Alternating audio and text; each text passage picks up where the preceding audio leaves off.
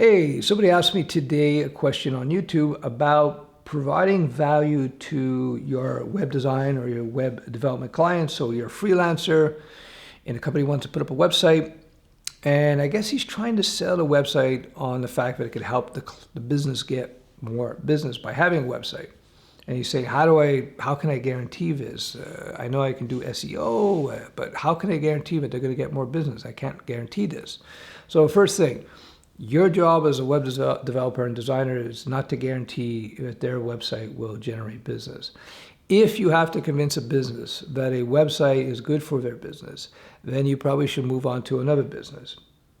It's kind of a silly notion. It's kind of like trying to convince a business that having a telephone is going to be good for business so that clients can call them. The number one thing that people do when they're investigating a new business is they go check out the website. And I know personally from my own, if the website looks like crap, I'm probably not going to buy from that particular business. Why? Because if they can't even build a decent website, why would you? It's like going to a restaurant that's messy. It's going to a restaurant that has folding chairs and garbage bags for tablecloths. I don't know if you'd want to eat there. So same thing with the website. If you run against a client and they demand that you have to show profitability through the website you're going to build for them, then just walk away, because these people are they're unreasonable and a little bit nuts, in my opinion. If they want you to build a website and they expect that you have to show profitability from the website, and you think you could generate revenue through that website, you say, well, you pay me and then I get 10% or 25% of the profits. Then you may want to consider doing it if you think you can deliver on those promises. So how do you deliver in terms of sales on a website? What do you need to do? Well, fortunately for you guys, I've been doing this for over 20 years. So number one, content. Content is king. That's one of the oldest sayings out there. It still is the case today. If you have good content, written, video, audio content, that is more than anything else is going to drive respectability and sales, regardless of the type of business site that you have. So content is number one. But here's the thing. If you're not a domain expert, if you're not an expert in that particular business, it's going to be hard for you as a web developer or web designer to generate the content that needs to be generated that will bring an audience and create trust for that website and thus the business. So content is king. So if you have a prospective client as a freelancer and they're not willing to invest a little bit in their own content, because presumably if they own the business, they're the experts in that business, there's going to be problems. Walk away in that situation. The next thing you have to have a coherent social strategy. There has to be a social strategy. Today's social media is very important. Now, things are shifting. You know, it used to be all Facebook. Now it's Instagram, YouTube, Twitter. It depends on the type of business. So you have to match the business type to the social media type as well.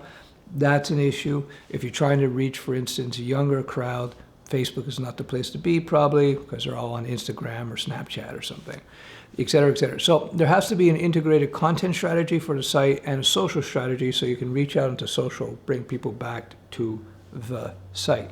So it's a combination expert. So it's a combination effort. What about SEO, search engine optimization?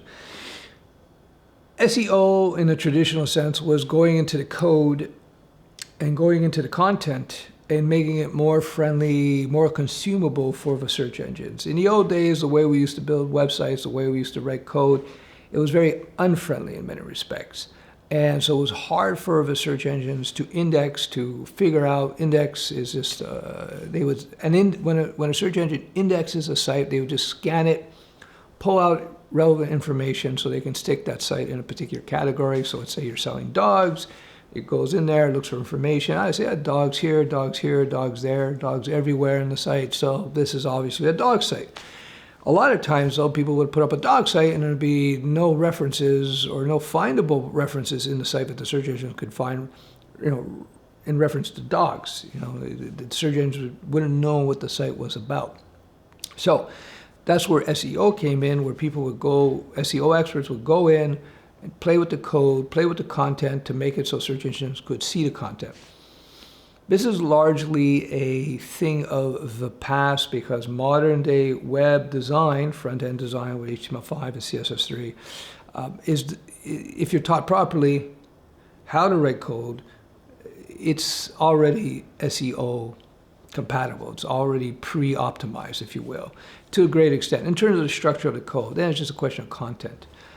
On top of that, modern search engines are just much better at indexing and categorizing the web these days. But to have a content-only strategy for your online marketing is not enough these days because the search engines also pay close attention to social mentions. Facebook, Instagram, Twitter, I guess Google Plus, although it's pretty much a dead social network, although it does have a bunch of people. And I'm just guessing that Google gives Google Plus mentions a little bit more juice. I don't know, just an assumption of mine, but I would imagine Google's just a little bit biased in that regard. So to wrap it all up, do you need to guarantee sales for a website that you put up for a client? Short answer is no.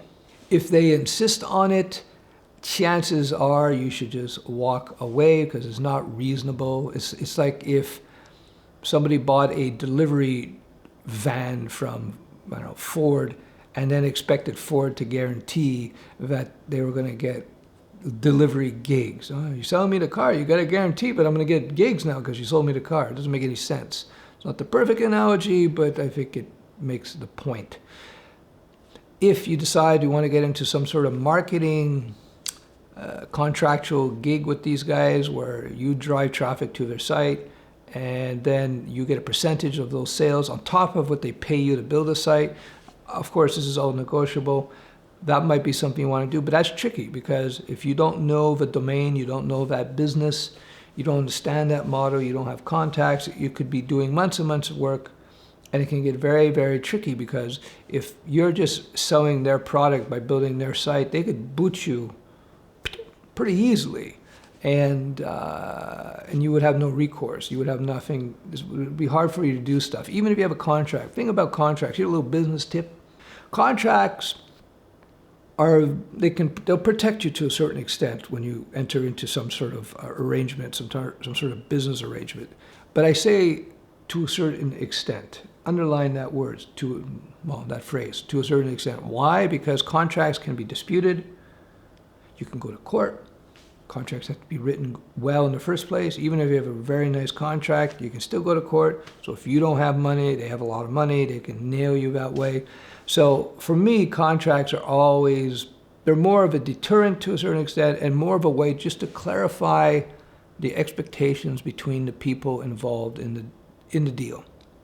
You put it down on paper, everybody gets a copy, signed copy, dated, bullet points, nice and simple.